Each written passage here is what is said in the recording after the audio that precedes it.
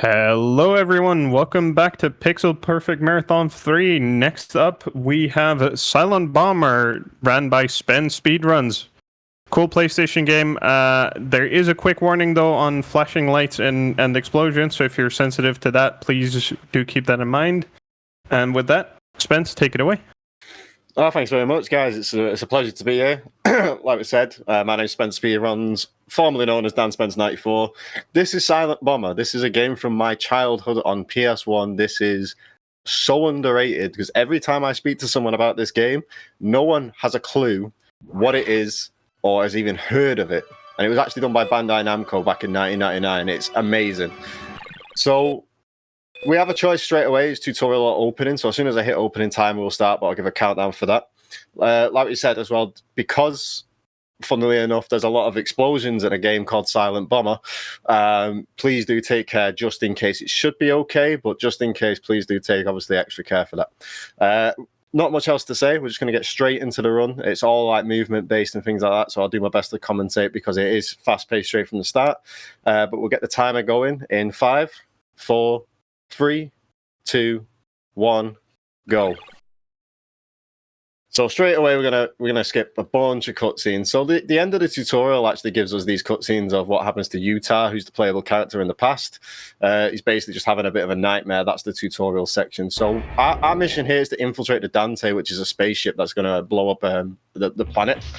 So straight away you're gonna find there's a lot of these boxes that we're gonna be blowing up here.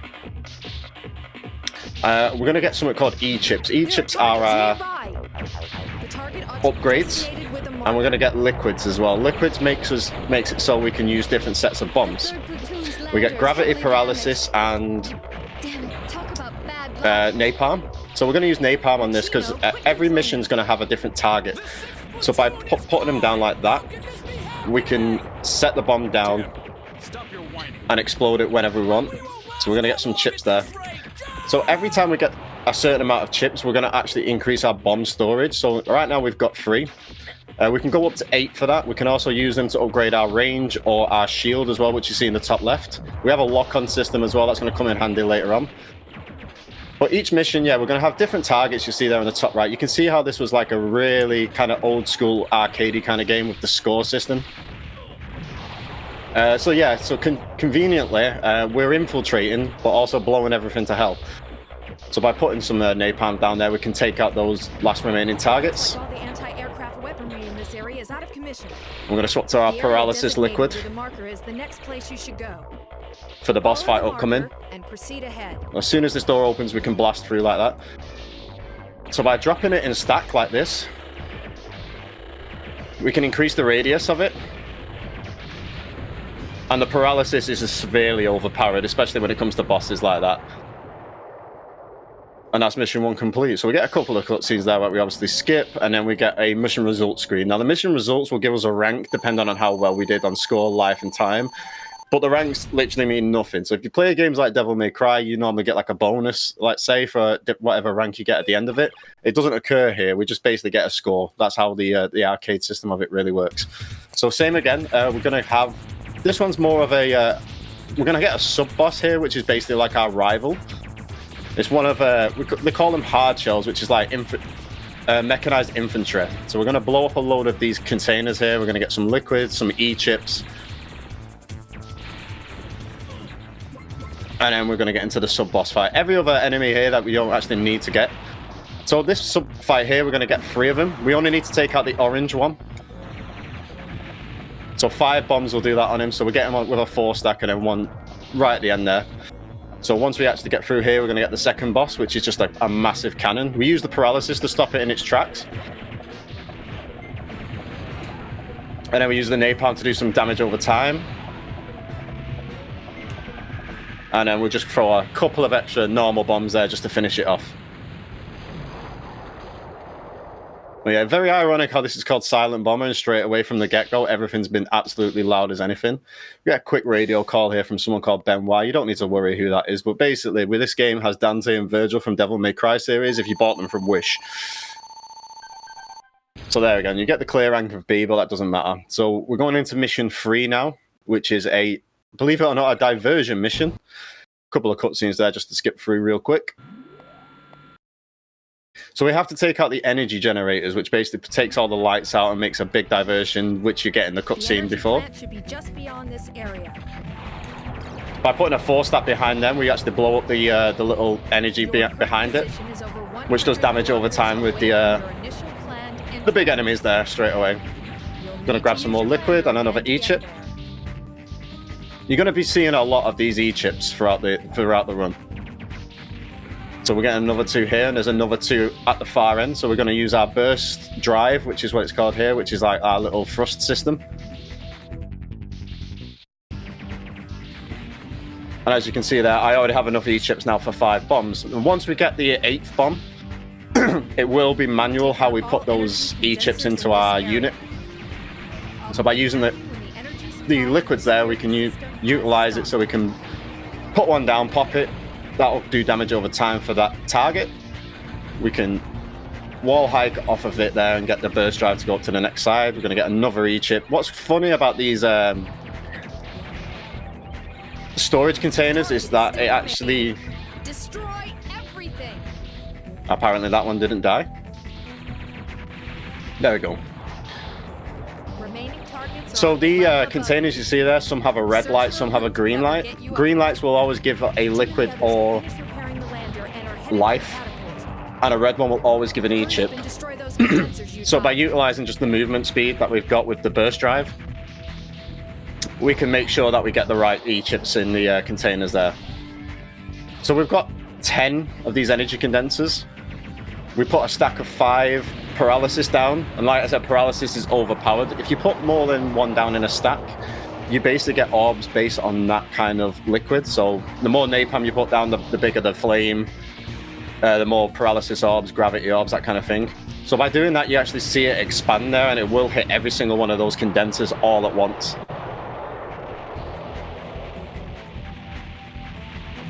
And that should be all of them. So now you can see the energy's gone out, so we're very much in darkness here. We can't actually leave this mission until the this little talky bit goes on, so we use that opportunity just to go back down and get another E-chip and some more liquid. And then that gives us enough time to get right up back to the door as soon as the mission's finished. Like I say, the clear ranks, they don't matter. We're going into the next mission here, which is probably one of the more just kind of like run and gun ones. So we've got to take out these enemies here. They're called the hard shells. They always take a stack of 5 bombs to take out. So what we actually want to do here is try and lure them together like that, so we can get more than one in one hit. And then we're going to go over. We're going to call the lift down, but obviously it takes a little while to do it, so we can run over, grab some more E-chips, some more liquids. And that's obviously give us our 6th bomb there. We're going to swap to paralysis because we're going to need that for the sub-boss at the end of this mission. I hope you all like lifts, because there's about 6 in this mission. And can I also say that the soundtrack is absolutely banging. I always have the soundtrack higher than sound effects when I play this game. My sabotage should have been flawless.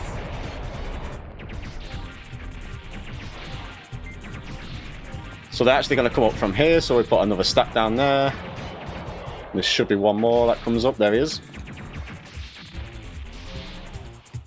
And that'll be that for this floor. So it's like a wave system. Like you see, this is very arcadey. So even though the target says 10 there, it's probably going to be a lot more than 10 that we actually have to destroy. But the 10 are the actual full targets. You'll see them designated with a marker that's said in the tutorial. They're usually covered in some sort of red light. And then one of the targets will always just be that wave for that floor. We're in deep trouble! They've spotted us! Get us under some cover now. I can't! We're totally surrounded! Now, sometimes we're going to get enemies with these little shields. That means we can't lock onto them. So we have to plant it down as a stack on the floor. But they're very... for some reason, enemies in this game don't like to be blown up. You can't imagine why.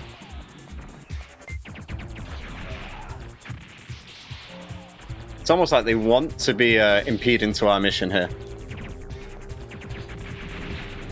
Gonna grab some quick life there because I did take a little bit of damage. The thing with this game as well, with it being in the night, is it's it's very hard in areas. It's a lot harder than it actually looks. But we're coming to the final wave here, which is the sub boss again from earlier. They're gonna take a little bit more, so I'm gonna get hopefully a burst up there so we can get in the position correctly. So we're gonna hit him with a paralysis just to keep him in place. And add 5 more bombs onto the stack. That just gives us a massive damage output there. So the paralysis obviously keeps them in place, and then with a 6 stack, we do the most amount of damage we can do at that one time. So 3 stacks of those will take them out pretty easily. This next mission is probably one of the more claustrophobic ones. It's also the worst mission in the game because of how claustrophobic it is, because we can literally get sniped from anywhere. Oh, actually, no, tell a lie. I'm getting my missions mixed up. This is a rescue mission now. We need your help. We're no longer Hurry. infiltrating. My directive is to destroy this ship. I'm not here for a rescue mission. I can't believe you.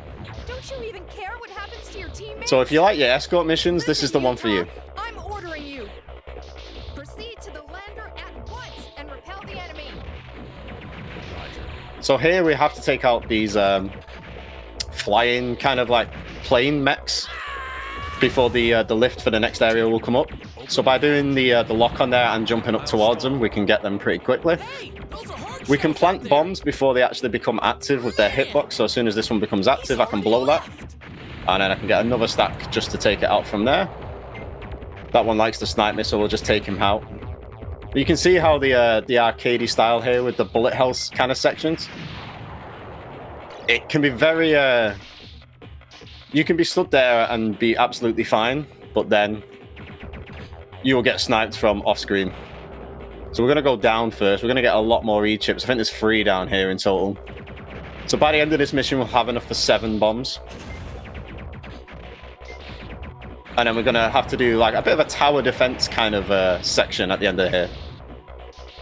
Because you can hear on the radio our teammates are actually under fire. You can see instead of a target now, we have a shield counter. That's what's going to happen at the end of this mission. We're going to have to basically protect our teammates and the ship that they've crash landed in. The only drawback with this is that our own bombs will actually take their shield down. Friendly fire is a thing in this game. But we're going to get an enemy on either side, so we're going to get the hard shell first.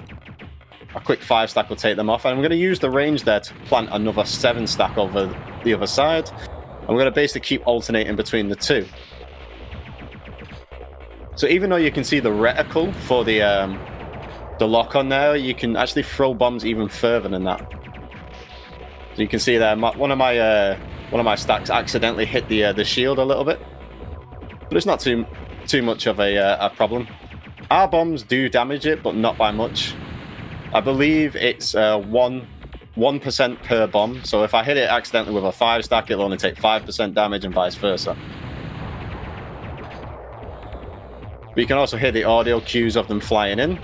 And then we come over here, we can see the visual cue of as soon as it comes on screen, it's vulnerable. And we keep alternating like that.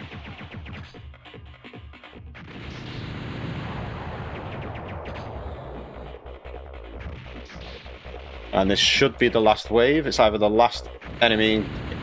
Yep, there we go. So we get a little cutscene there. They thank us for saving them, and our guy is edgy as all hell, so he's like, I don't care, I'm here for a job. And then we go through the last door. Now, this was the mission I was talking about earlier, which is my worst mission. We're actually going to get on a train. The train's going to take us to where we need to go to actually get to the underbelly of this ship. And I hate this mission because I'm probably going to die, I won't lie. But if we do die, that's not a problem. We'll just restart in the same area that we died in. So it isn't a massive time loss, but it's very claustrophobic. You can't see what's around the corner, and if you're trying to obviously go fast as well. Then what? Does it make you nervous that you've lost your commander? Also, I want to give a shout out to the VA who plays Benoit because You've only lost he's so someone. menacing. I absolutely love it. Come on, Utah. Cut yourself loose. Call up those killer instincts and reclaim who you really are.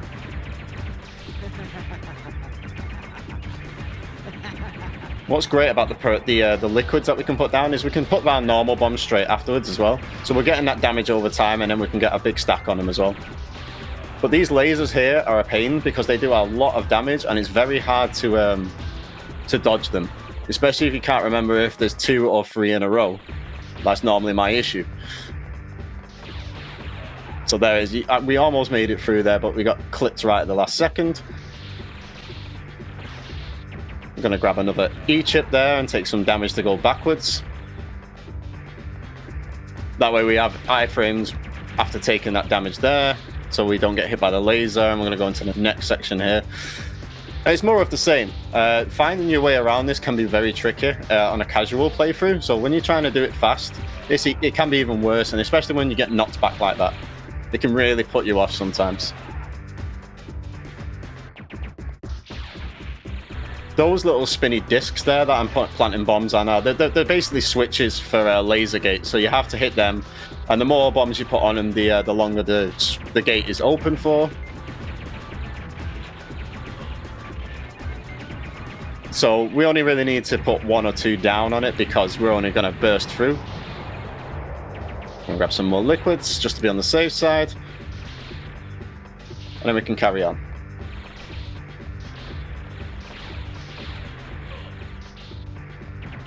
So I'm hoping at least I can get... If I die in the next area, it's fine, because that's the final area for the mission. Never mind. I knew I was getting clipped there.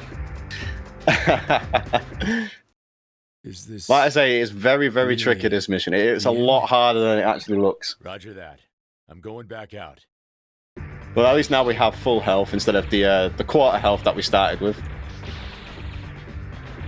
Makes it a little bit more of a...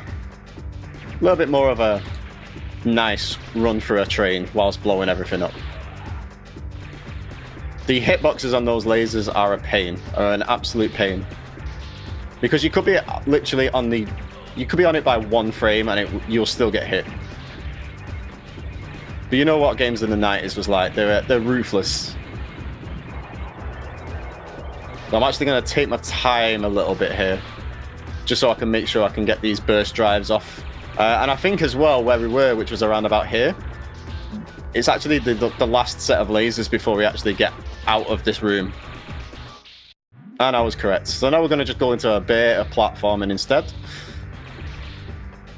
We're going to change our direction. So if you come up to a ledge like that and jump up to it, you will grab on like so. And then you can also wall kick off of it. Oh my god. It's fine. We can do it like this instead. Then we can get our burst drive off. But you just love it when games don't do what you want them to. And then we're essentially just going to go all the way to the top here, and then that's going to lead us into the next boss fight. But as you can see as well, again, it's a lot harder than it looks because we're having to kind of dodge all of this fire as well. And they're going to shoot at least a good half dozen shots at us each. And the hitboxes of them can be really tricky to differentiate sometimes. You might feel like you're safe, and you go for a jump, and then you'll get clipped. So here we go. We're here for the boss now. We're going to do it the exact same way as we did in Mission 1. Albeit with getting hit. Use the paralysis on a stack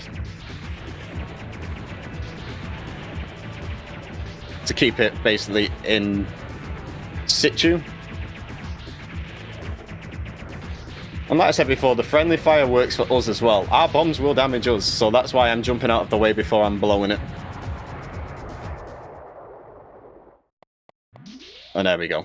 So we don't like that mission because, like I say, it's very claustrophobic, and without being able to see, you can probably just hear something shooting at you, and you won't see it until it's too late. And then you get those lasers you have to jump over. It's a nightmare. So we're going to skip some cutscenes there after getting out the linear liner train. And now we're going to do a bit more of a disruption kind of mission, similar to one we did earlier. We're going to take out some energies. I'll let the game actually tell you. Therefore, several dedicated air plants are located in the area. If I destroy them, will 1,200 people suffocate? Take it easy, they'll survive. The backup plant will kick in. but it will cause a big commotion. And then you'll take advantage of the confusion and escape. That's right. I'm counting on you. So that basically explained this mission to us. We've got all these targets here. There's 6 in total. We're going to go around blowing them all up, and then we're going to get into another boss fight. You can see there's a bit of a pattern here with how these missions are spread out. 9 times out of 10, we're going to have a target to destroy of some kind, or some sort of an objective. We're going to grab E-chips as much as we can along the way. That should be the last one. And then we're going to get a boss fight after that. The entire residential area is in a panic. So we're literally just waiting for there he is, never mind. And this is the 3rd and final time we're going to face this this orange hard shell here, but he's got a bit bigger. This is where our paralysis comes into play. So by putting a 7 stat like that, you see how those orbs are? We're going to take a bit of damage there, but it's not a massive deal. We're going to use our napalm there as well, just to do some damage over time, and then we're going to throw bombs at him for the final stack. Where's the lieutenant? Ah, don't be in such a big hurry. Exit that area. I'm going to grab a E-chip on the way out, and then we're just going to burst straight to the door. And then we're going to get a bit of a rail shooter section on this next one. It's a very cool mission. We're basically going to utilize what we know about where the enemies are going to come from and where they end up. Most of them are pretty weak, so they're only going to take a stack of about 2 or 3 to actually take out. But then we're going to get some like big ships that are going to come through us as well. We're basically stuck on this little boat kind of thing for the duration of this. And if you're listening to what I said before, the soundtrack is phenomenal. So by putting a stack down like that, we can sometimes hit them on the way down. Doesn't always work, but we can get lucky. Unfortunately, they are out of range until they start to move towards me. So I got 3 with that blast. There's another one there. You usually can get 2 or 3 in a 7 stack. And what's great is that when you put the stack down, even though we're continuously moving, it stays where it is. I always found that was pretty cool. And like I said, the soundtrack is just absolutely phenomenal on this game. Games that came out around 98 and 99 with the MIDI, just absolutely smashed it.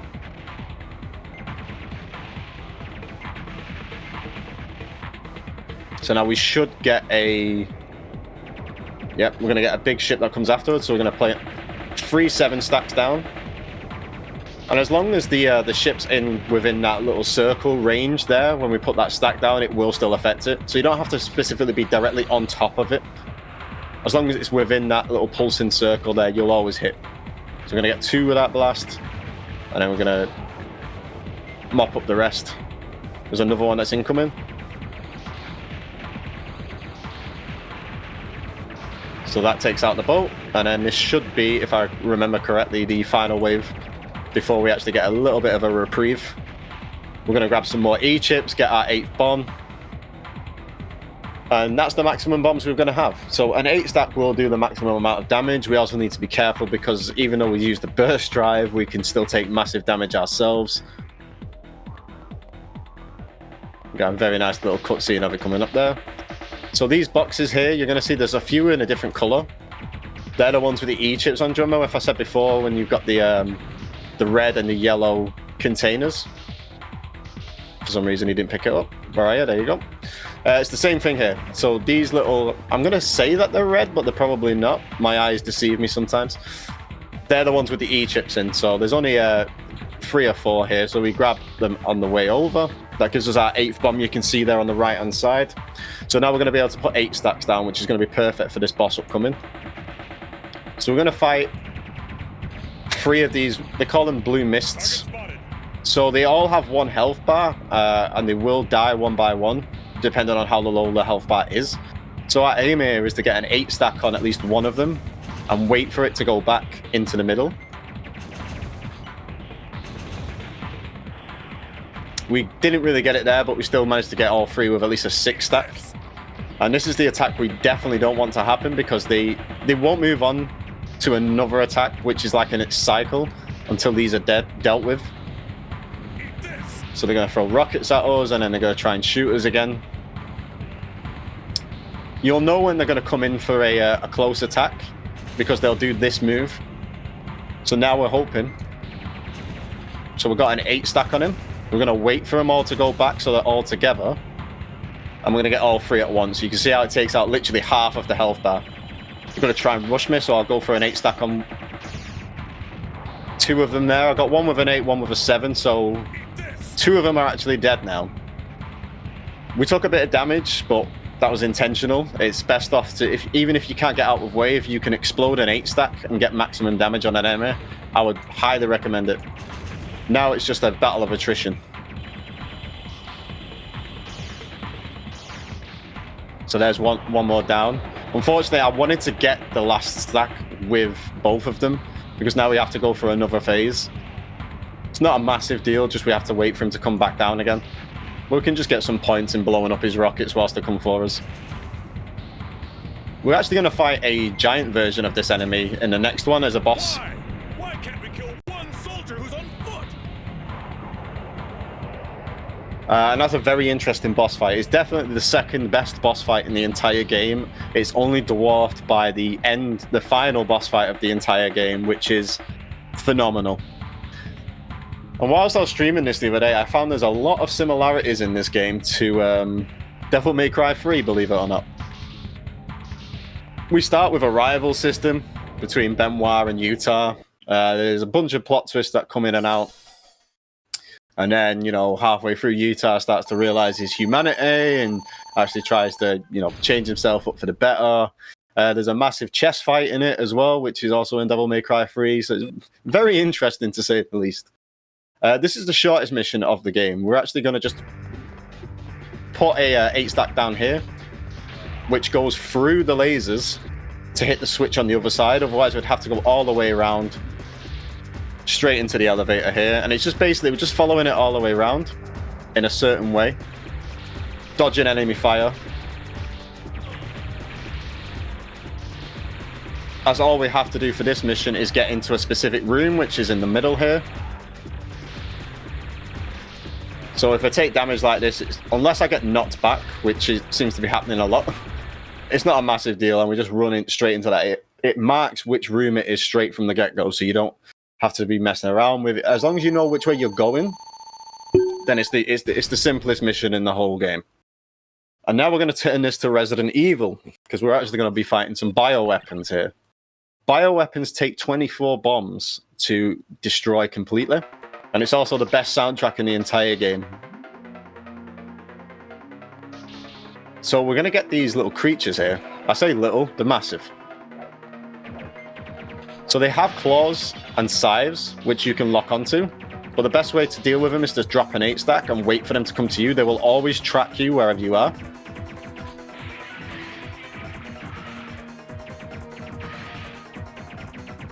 So he's going to jump at me, and then we hit him with the 8 stack, and then we go. Again, we're going to go for the red ones here, so we can get those E-chips. And he's going to drop down here, so we're going to plant the 8 stack, move out the way. He's going to jump at us, plant the 8 stack again. He's going to jump at us again. Yeah, 24 bombs will take a bioweapon out completely. There is a way you can do it. You can kind of like plant around and it will keep them stun locked. Like so.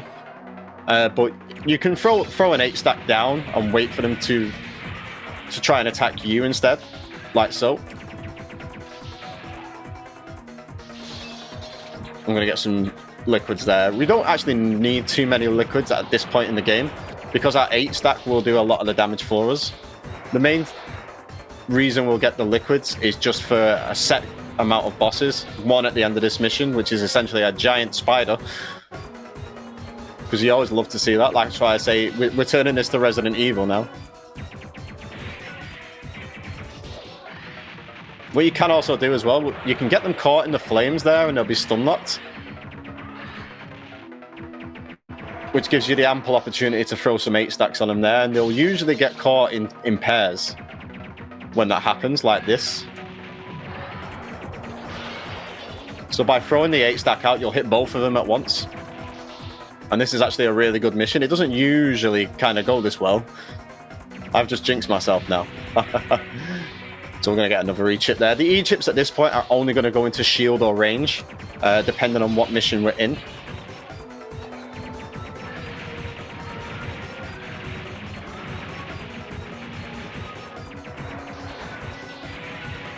Okay, so there was another one that was about to jump down here. There he is. I'm going to go in the corner and hope they'll follow me. Like so. That should get both of them. That's what we want to see. We want them to... We're basically just baiting their AI in such a way that we're going to get them in a pair.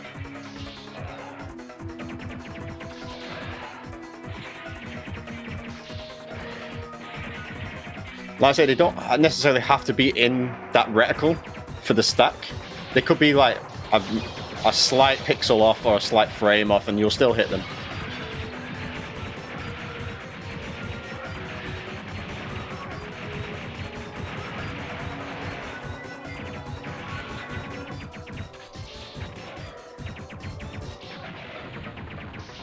That should be the last one now. Perfect. And then we'll come to the final room. When you see them kind of like moseying about up the top there, they can be a bit of a pain. So that's why we smash the glass, because if you smash the glass, then they're going to come down. You can get them caught in the flames. Hit them with the cheeky 8 stack. Oh, that one didn't want to get caught, unfortunately, but it's fine. We'll just get them a few.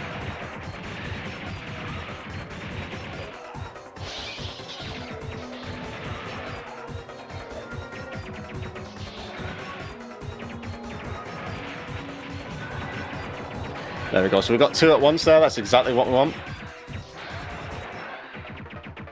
The lock-on failed me there a little bit. It planted it instead of locked on. So to lock on, I should have mentioned this earlier. You hold down the plant button. So on this, it's square. Pretty much taking care of the bioweapons. I'll let him expose for a second. I'm reading one enormous biological signature left in the area. There we go. I'll do this boss first and I'll explain it. So here's Mr. Massive Spider. We're going to throw in an 8 stack down of the gravity. That's going to keep him stun locked and vulnerable.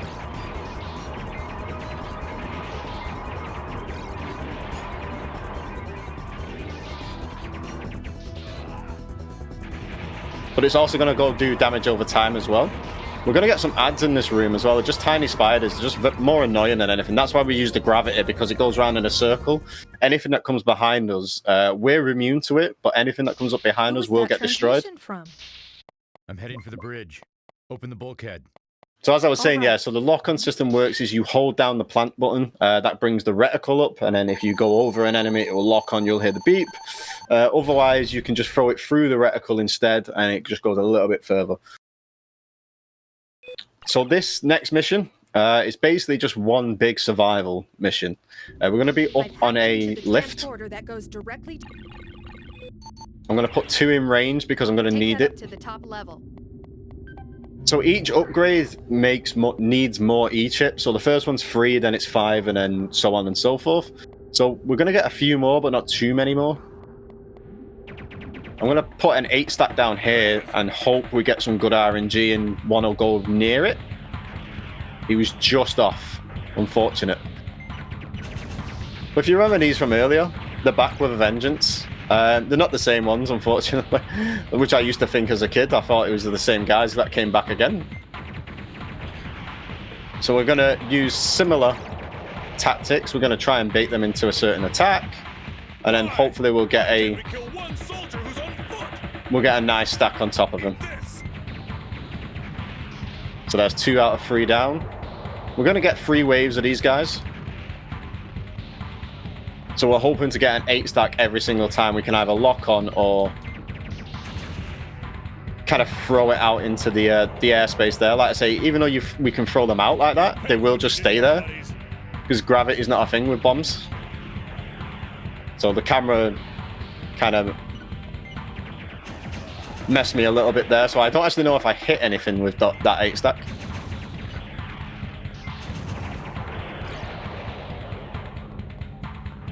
Again, 1 out of 2, so another 8 stack on this guy. That's the perfect kind of move for him to use there because he can't move whilst he's doing that. We're going to get stopped here. We're basically just set on a timer. There's no real... I'm presuming it's a timer. There's nothing I've ever seen that actually leads me to believe it's not. I'm not at the top level yet.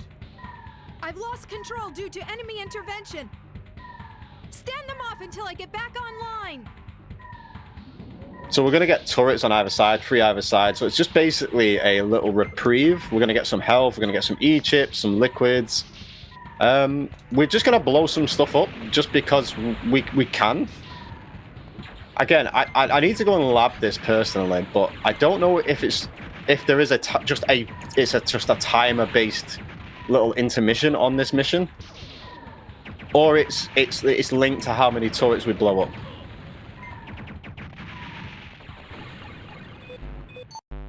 I'm going to put 1 on the shield as well, just because this next boss upcoming is, like I say, it's the second best boss in the game. It's also the hardest boss in the game. We basically have to dodge 3 different types of attacks whilst putting our own stack to counter one of his own attacks. He's basically going to throw Beyblades at us, and we want to put an 8 stack on it. When he retracts it back into himself, we'll blow the stack, and that's how we do the main set of damage. We can put 8 stacks down in the air. That will do small amounts of damage because he does have like an overshield. Is back online. I'm starting it up. And as soon as we hear Henri say that line, we can get straight back on the lift. We're going to get another wave of the 3 blue mists. You won't get away this time. And they went to the other side.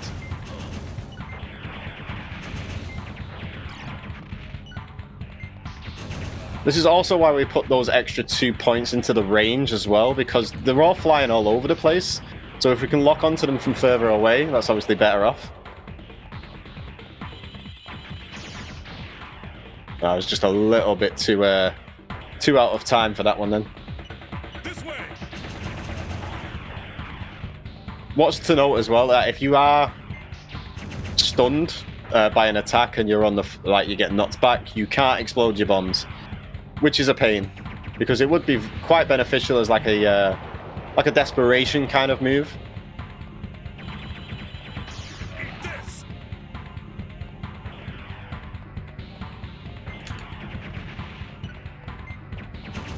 It just gives you that extra set just to get out. No, I'm sorry. So that's the final blue mist, and then we're going to come up to a giant blue mist here. But what I'm going to do, I'm going to take it off range, I'm going to put it into my shield. Like I say, this boss is hard. This is really hard. He's going to throw 2 Beyblades at us, and we're going to need to put an 8 stack on it, all in one, whilst also dodging lasers and missiles. And his Beyblades do a hell of a lot of damage. I say you can hit him with an 8 stack just like that, but the damage is minimal. So we're going to hope for some better RNG this time. You want them to go either side like that. It gives you a little bit more breathing room. Once it goes back inside, you pop the 8 stack, job done.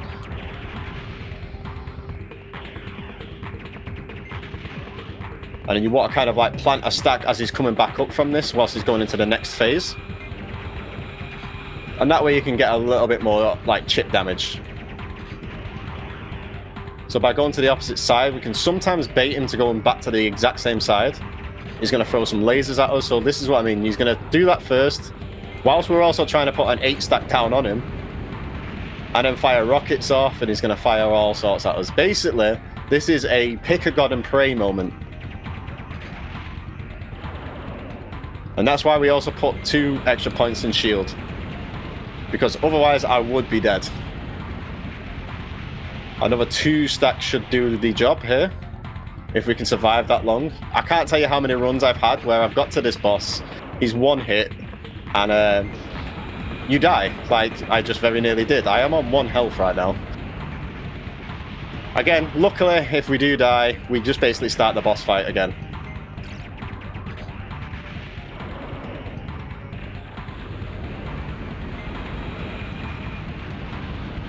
We've got a 5 stack there. Literally 1 more decent enough stack will finish it.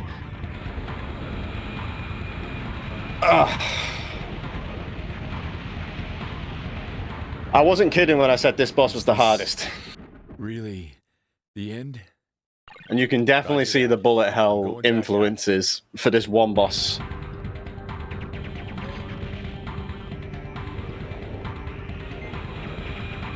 It starts off very easy and then it gets very unmanageable very quickly.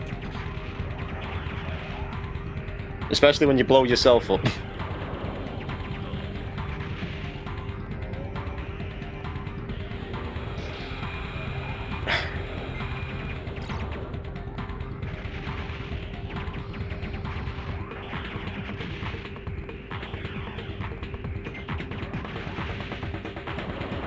Yeah, so we kind of have to keep going in circles whilst we're dodging the lasers. Whilst also waiting for his Beyblades, whilst also trying to lock on and plan and dodge missiles. And get that chip damage off just to make the fight a little bit quicker. Even without a full 8 stack, you're still going to be doing decent damage with a 5 or a 6. Of course, the aim is to get an 8 or a 7. Okay, so one more will do it, and we're in a much better place than we were the last time.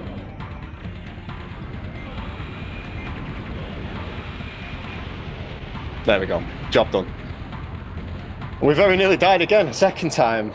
But that's definitely one of the best bosses in the game. It's also very much the hardest boss in the game.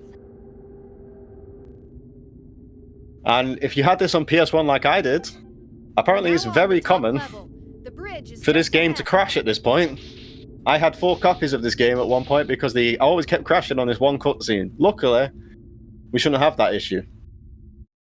We don't. We're fine. We used to get to the end of that mission, it would go black screen waiting for the cutscene to load, and it would just never load. I bought 4 different copies of this game as a kid. It just never wanted to work. But we get to the bridge, basically all the crew's dead. Benoit outs himself as the big bad. He's took over the ship, and he's basically going to use the cannon on it to blow the planet up. So now we're on an escort slash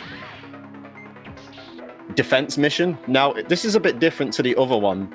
It's timer based, but I don't know how long the timer is. We're going to get the bioweapons coming at us.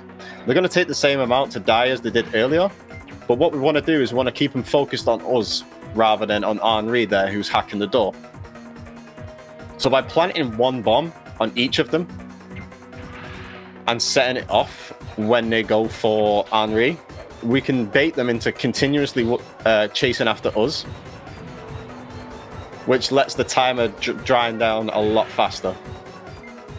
Again, I don't actually know how long the timer is. It's just one of those missions that you, again, pick a god and pray. But at least we get the banging soundtrack going. Friendly fire is still also a thing in this one. Henri will be affected by our bombs if we're not careful, which is also another reason why we only put a 1 stack down instead of an 8. But we don't need an 8. We actually want these to... Each time we destroy a wave of these enemies, a new one will appear. So by keeping just one wave in situ the entire time, like such, whilst the timer clicks down in the background, we don't have to continuously be bothered trying to take out some enemies. So as soon as they get close, you pop that bomb, and then they come back running towards us. There's no actual E-chips in this mission either, I don't believe. I'm going to have a quick look whilst we're just waiting down. No, none of them are red. So there is no E-chips to get on this one. There's a lot of like life and liquids for your different bombs, but no E-chips. So it's literally just a sit it out and wait kind of mission.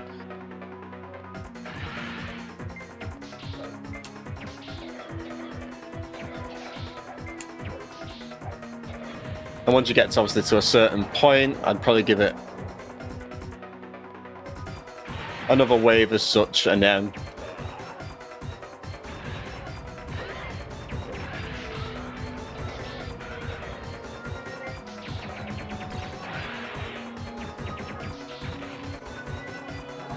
it's very hard to judge whether or not you've made it through the timer or not.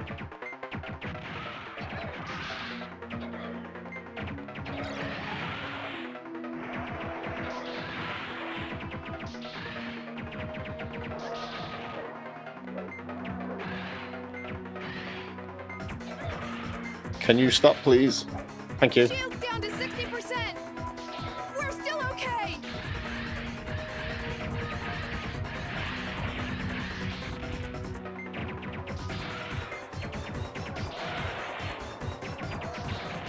Okay, so considering there's no more that spawn in there, we'll take that last one out, and then we're done. I Yeah, a lifted little- the security. Thanks. A little bit of a cutscene there. We skipped through some others. And now we're on the penultimate mission.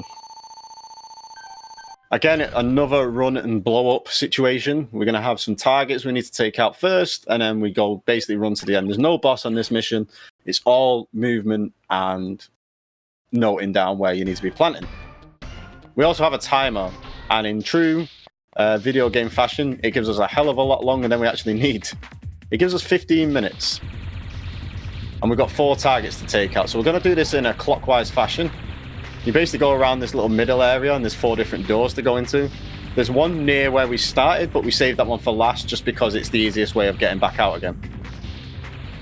So we're going to get on the walls here. Whilst I plant this 8-stack, you're going to see it's going to come up and down. There's a switch on it that we need to wait for so we can disable this this laser gate. So as soon as it comes up, we'll hit that 8-stack, and then we're going to go down to the right. There's going to be another switch on the wall here. Hopefully I can hit this cycle. Control systems are in the areas indicated with a marker. We're going to go through. Now, actually, we don't need to kill these enemies, so we're going to use the paralysis, drop an 8-stack on the actual target.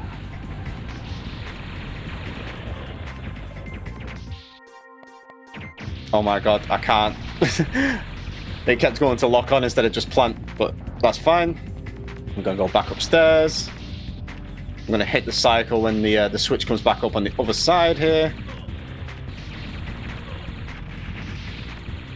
Hopefully that gives us enough time to get through. It did, that's fine. I say, going fast in this game is all about knowing where those enemies are and trying to avoid their cycles there. So sometimes you'll see me kind of like buffer the burst rush, because I know otherwise we're just going to get hit and we're going to go flying back, which just basically negates the whole point of using the move there.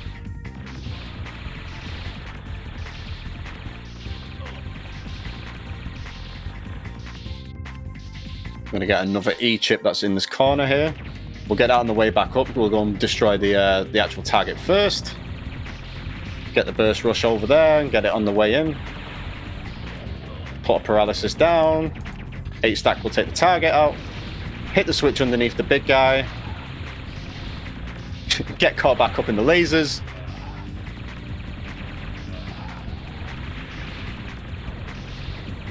And now we're on our merry way.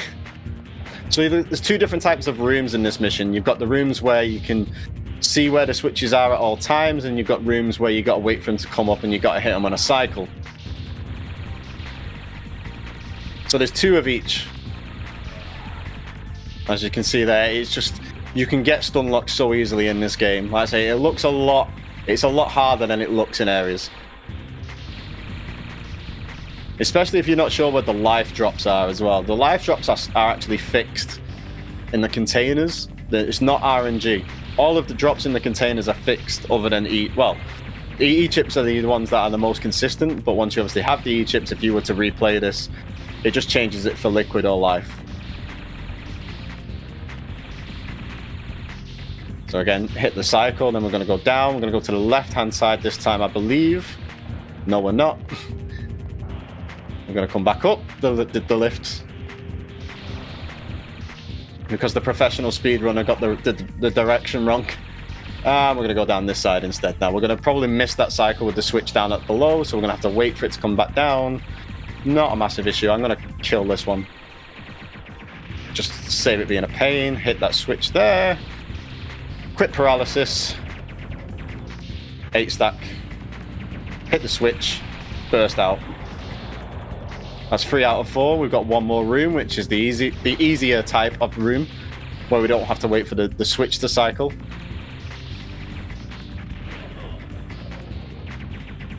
I'm going to plant it there, and as it comes up, I'm going to hit it.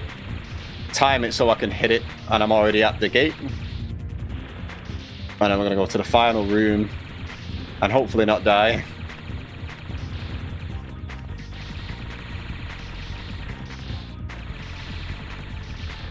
Like I say, there's the exit there. It's also the entrance. So we saved this one for last because it's the easiest way to get back out of the mission.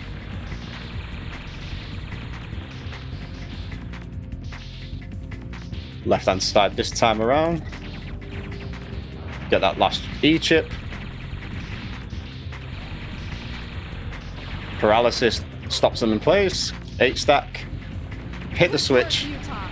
Now they can't use the Fermion cannon. Get out of there quickly before the place chain reacts. And what's interesting is that the timer actually disappears at this point, even though we've just been told that it's going to explode. Please don't kill me. I'm going to take this slow, just so I can definitely get some dodges. Because I don't want to die at this late in the game. Thank you. Oh, this is terrible. This is horrible. Get me out, get me out, get me out. There we go. Okay, we're on the last mission now. This last mission is essentially just a boss rush. We're going to do a fight with a massive chessboard, and then we're going to fight Benoit.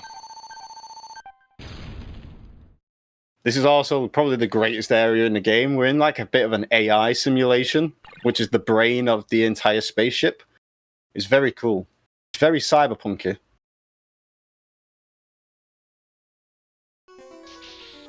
And again, the soundtrack is god tier.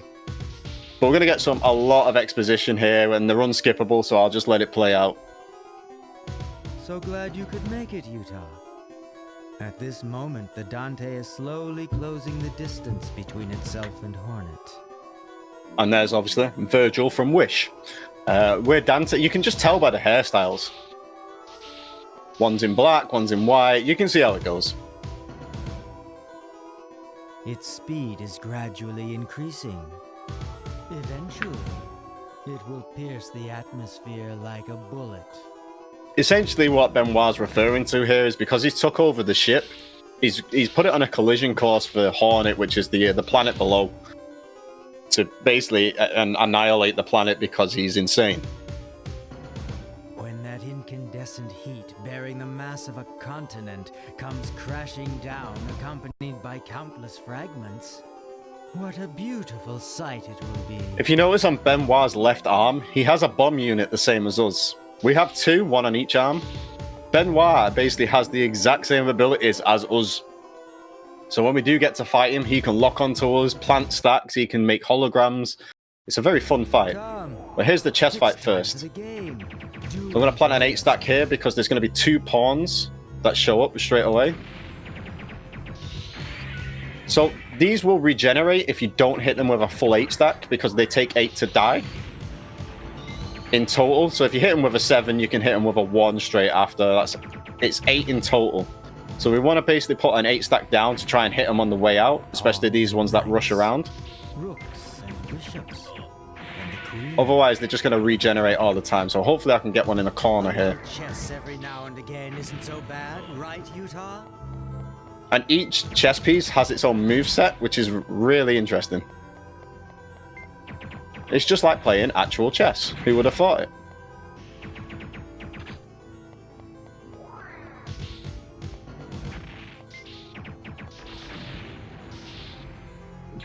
And every so often we're going to get a life drop as well. So we're going to drop another 8 there. These are guys going to be lured in.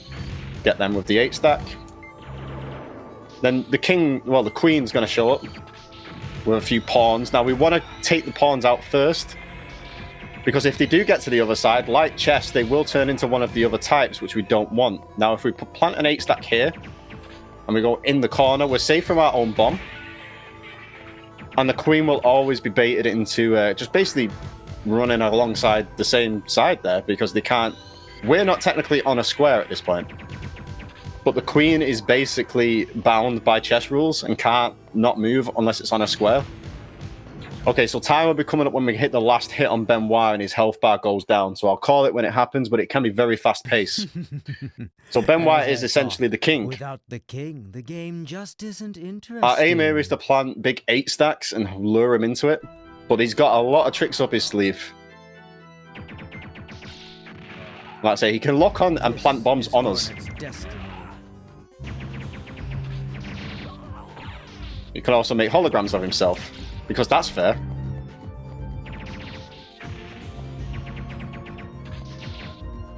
So by planting the 8 stack there before his holograms appear, sometimes we can hit him with it. I say this is the best fight in the game. It is really cool.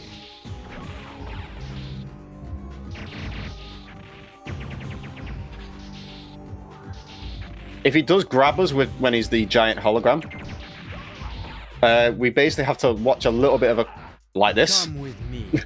But we'll be taking damage over time. One who has what it takes, my friend.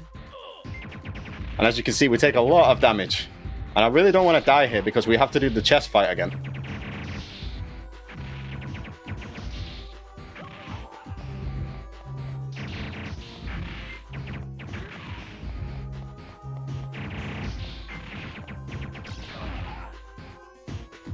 Which is exactly what I've just done.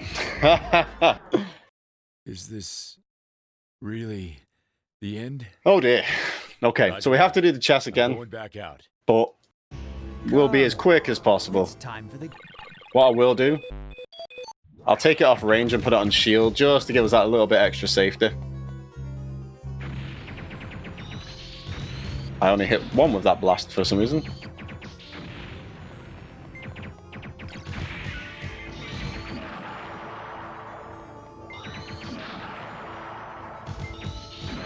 There we go, I got both of them with the 8 there. This is going terribly.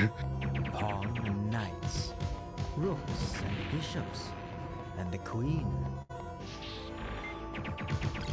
A little chess every now and again isn't so bad. Maybe we get to listen to his little chess monologue again.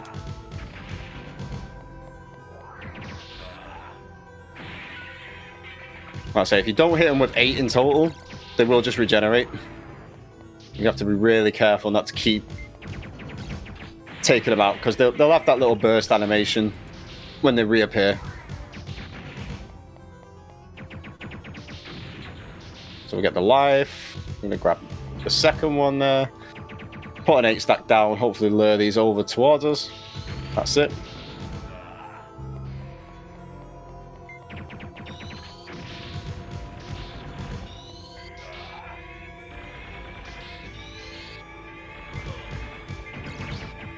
There we go. So unfortunately, I missed the getting the pawn there. So now it's turned into a different kind of chess piece. And it doesn't matter what corner you go in to lure the queen into that little that loop there. She'll do it no matter which corner you're in. That's not meant to happen. Okay, so maybe I'm wrong on that. Ignore everything I've just said. We're going to go into the top right corner, which I know works, and we'll do it from here. There we go. Okay, I'm going to shut up now. Instead of calling for time, I'll focus on the boss fight and hopefully not die again. As I thought, without the king, the game just isn't interesting.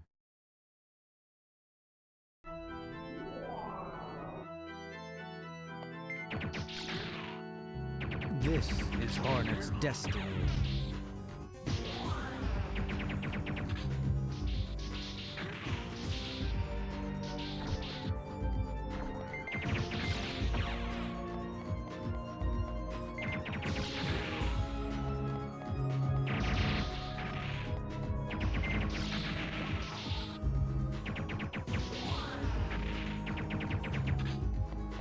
Okay, come over here. That's good. Good boy.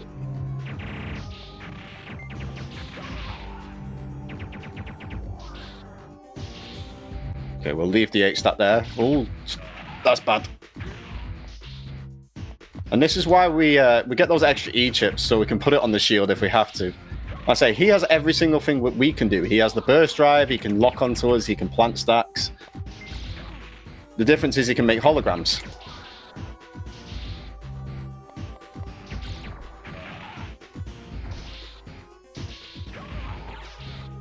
Now the holograms that aren't him are brighter, so we can differentiate between it from there. But sometimes it can be really hard, especially with these kinds of graphics, as you can imagine. Oh, dear God. Okay, we're nearly there. One more good stack. We'll do him in. If he doesn't grab us like this. I mean, it's great to see these little cutscenes, because you don't normally see them. Time. Woo. And there we have it.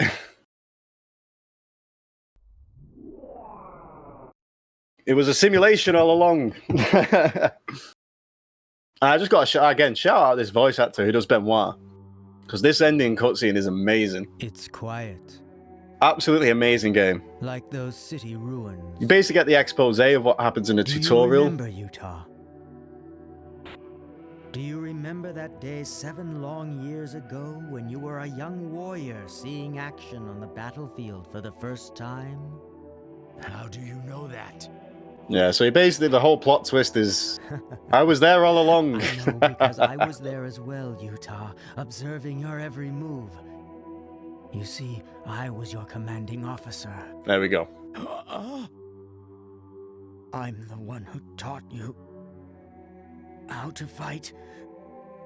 I'm the one who taught you how to survive. And I'm the one who taught you how to kill. I taught you everything. I taught you everything you know. And then we'll skip the rest of it because that's the only thing I wanted to see. That voice actor absolutely killed that role. So we get some exposés, the Dante spaceship blows up, Utah tells everyone to basically get out, leave him, and then it's left ambiguous whether he survives or not. There's a small cutscene you see where it looks like he kind of turns up at Armory's apartment, but it's still left ambiguous if it's actually him or not. But that was Silent Bomber, a game from my childhood I absolutely love. Like I say, it was done in 1999. Bandai Namco absolutely smashed it with this one. I've probably had this about 10 different discs in my lifetime, to be honest. And yeah, you get a new game plus option, so you can go through. You can get e-chips. It's also got a great multiplayer, a couch multiplayer. You can find data chips in the game, and that unlocks more and more characters. So you could have a Utah versus Benoit off with your best mate if you so choose. But yeah, that was it. I'm curious to know what the actual end time was. But That'd be 58:51. perfect, absolutely. I was hoping at least it would be underestimate. I think the record for this is like 47 or something stupid like that. My PB is like a 49, but I was a little bit rusty. But yeah, definitely if you can get a chance to play this game, definitely pick it up. And it's not the last you'll see of me. I'll be back tomorrow with some Devil May Cry goodness. You can see the kind of games that I quite enjoy, can't you? When you have Dante and Virgil from Wish on a PS1 game from 1999, 2 years before Devil May Cry 1 came out. I'll just throw that out there. But yeah, no, massive shouts to Pixel Perfect and the guys for having me. It's been an honor. And yeah, I'm just very glad I managed to showcase this game because it is amazing to me. And I hope everyone enjoyed it. Nice one. It's definitely an amazing game. Devil May Cry definitely will be as well. But we have another amazing game coming up right after this, after a short intermission with Choo Choo Charles, done by our very own Nick RP Green. So definitely stay tuned for that. Thank you so much for your run, Spence. And we'll be right back.